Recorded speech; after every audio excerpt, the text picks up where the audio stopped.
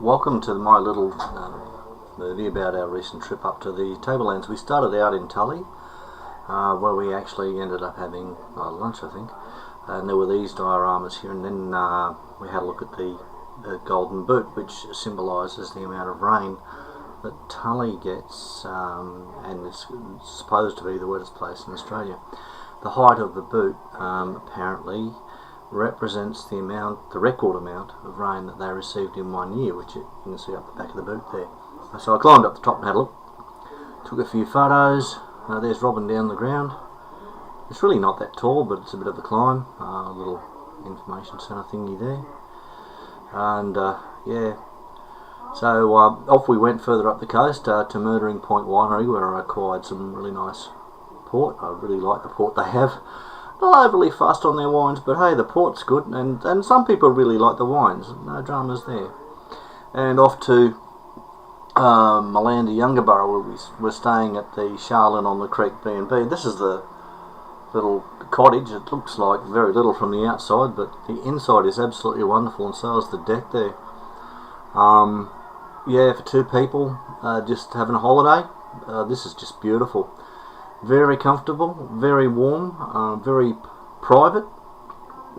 I actually look down on the creek, South Johnston River, I think it is. Down to the right there, there's a bird feeding thing out on the deck. Yeah, they did it all themselves. It's very pretty out there. So the next morning I charged out and had a walk down.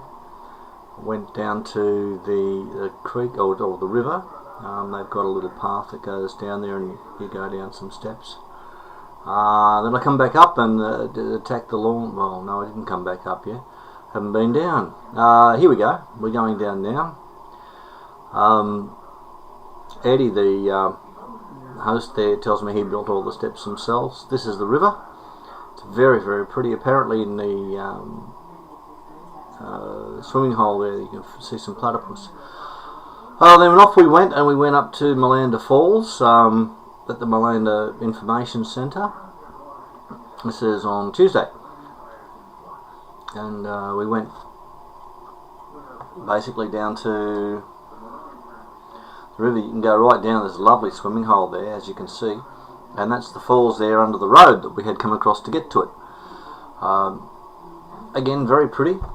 Obviously when it's wetter there's more of it, and you can tell that when it's wetter there is more of it. Yeah, really great. So off we went then up to Herberton, and we went to the Mining and Information Centre there, which was really cool. Quite informative. A nice little well, you can see the kangaroo and the emu there, and then inside you can go for a little walk around, and it shows you what life was like back in the day when, you know, they were I think it was tin they were getting there. The place reminded me very much of Mount Morgan in central Queensland. Very informative, very helpful, very nice. Lots of displays. You can learn a heck of a lot there. I didn't learn a lot. Then we went off to the Heritage Village, historic village in Herberton. Apparently when it's privately owned, when the bloke bought the whole property, there was just one building on it, which was a miner's cottage, which you'll see shortly, and it's every other item's been imported. We walked across the suspension bridge to the camp there and had a look around. The bloke there at certain times of the year comes in and does damper and stuff for tourists, and then we went back across and we had a walk around the area. That's the original miner's cottage, the miner's hut. It's still in the same condition that it was when it was first bought, and this is just some shots around the area in the heritage area. We were absolutely amazed.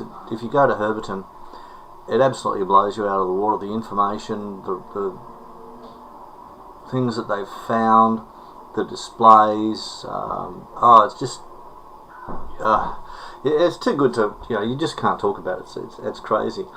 They have so many things that are still working. and not working and being done. Then we went up to Gallo, or back to Gallo, which is a cheese and chocolate factory you can go to. We charged off to Atherton, to Coffee World. I think this was on the Wednesday.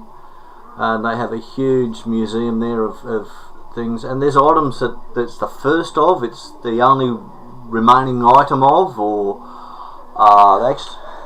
and they do tea. They actually had a coffee pot there that was crazy. Never went into production, but did coffee in 4 different ways. Then we went off to Tolga Woodworks Gallery. Very nice gear in here, but geez, I tell you, I don't think I could afford it. We bought some nice coasters that were handmade, and they were good value. Yeah. Then off we went to Lake Barine, and we were going to go for a little sail on the lake there. You can see that we're actually in the tea house here, sitting on the veranda, and I'm taking some photos. We're about to have our lunch, and I've got to say the food there is pretty damn good, and the scenery is absolutely lovely. It really is. They've got a little gift shop which has some really interesting odds and sods in it, and they've got these Corey pines. Corey pines are these two here. They reckon they're over 1,000 years old, and they have cuttings from similar items and similar trees. Actually in the tea house, and they are absolutely just huge. You can't reach around them. Then we actually did get on the lake. Lake Barine's a crater lake. It's an old volcano. It stopped exploding and obviously got full of water. There's an eel there. They go around here. They feed some of the animals. Then we were off. When was this? This was Wednesday. Yeah, it would have been Wednesday. We went to Yungaburra and had a look around there, and we went down. This is the Afghanistan Walk Avenue of Honour. Very touching, very beautiful. It's very understated if you like. Just lets you look, see, what have you. They recognise the explosive sniffer dogs, and then they've got a wall of honour, of course. And that's Lake Barine. Sorry, not Lake Barine. That's Lake Tinaroo, which is mainly man-made. Then we charged off from there to the this is Thursday, to the Chinatown display that dates in Atherton. The building on the right, in the past, just before, was the temple there. That's the temple. It's the only remaining building, and it's been partially restored. The blokes there, Graham, was extremely informative about the whole thing, and it was absolutely wonderful. We bought some really great gifts in the gift shop. Yeah, and then we went off to Malanda to go to the dairy museum, but they were bloody closed. You can't beat it, eh? So we went back to the B&B, and we were sitting on the veranda, took a few photos here of birds on the bird feeder. And then, that was yesterday, and then this morning we were off to come home, and it's Friday today. This is the Mamu Walk. Mamu, M-A-M-U, is the name, collective name for the people of the area. I think there's, like I said, 5 different tribes, and it's a fair old walk. Quite good. You get up, there's a cantilever extension out over the rainforest. Then there's a treetop walk around the rainforest. Then there's a big climbing tower at the end. We didn't get that far. So I took some photos on the way, just to give you an idea. It was pretty damn good. That's the elevated walkway through the rainforest top.